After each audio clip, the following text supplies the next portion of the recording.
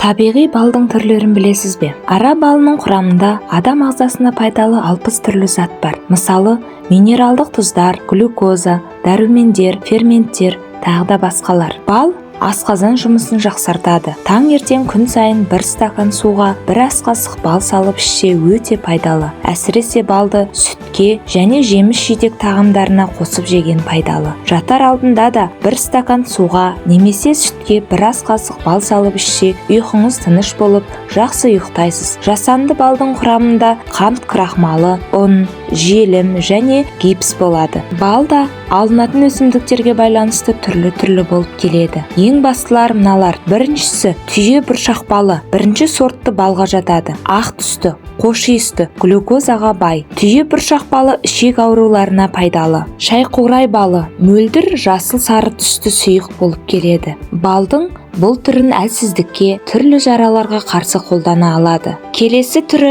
жүйке балы. Сарғыш, жасыл түсті балдың бактерияны жоюға қарсы қабілеті бар. Тамақ ауруына пайдасы мол. Сондай-ақ тыныштандыратын, ұйқыны жақсартатын қасиеті бар. Шабындық балы бірінші сортты балға жатады. Сары, қоңыр немесе алтын түсті болып келеді. Оны шабындықтағы түрлі гүлдерден алады. Тыныс алу, жүйке, жүрек, ас қорыту жүйесіне пайдасы мол. Таңқурай балы ақ түсті болып келеді. Жоғарғы сортқа жататын балдың бұл түрін суық тигенде тұмаудың алдын алу үшін пайдаланса да болады. Қарақұмық балы қою, қызыл немесе қоңыр түсті болып келеді. Жоғарғы сортқа қарағанда бұл балдың ерекше иісі бар. Қарақұмық балы темір, магний, мысқа өте бай болғандықтан қан ауруын емдеуге пайдаланады. Жүйке жүйесін емдеуде де қолданылады. Тері ауруларына да бұл балдың көмегі зор. Сонымен қатар бал адамның терісіне нәр беру үшін емдеу косметикасында пайдаланылады. Бір жұмыртқаның сарысына 1 шай қасық бал, 1 шай қасық глицерин қосып, немесе 2 шай қасық бал, 40 мл глицерин, 10 мл мүсәтір, яғни нашатыр спирті, 150 мл су қосып, араластырып,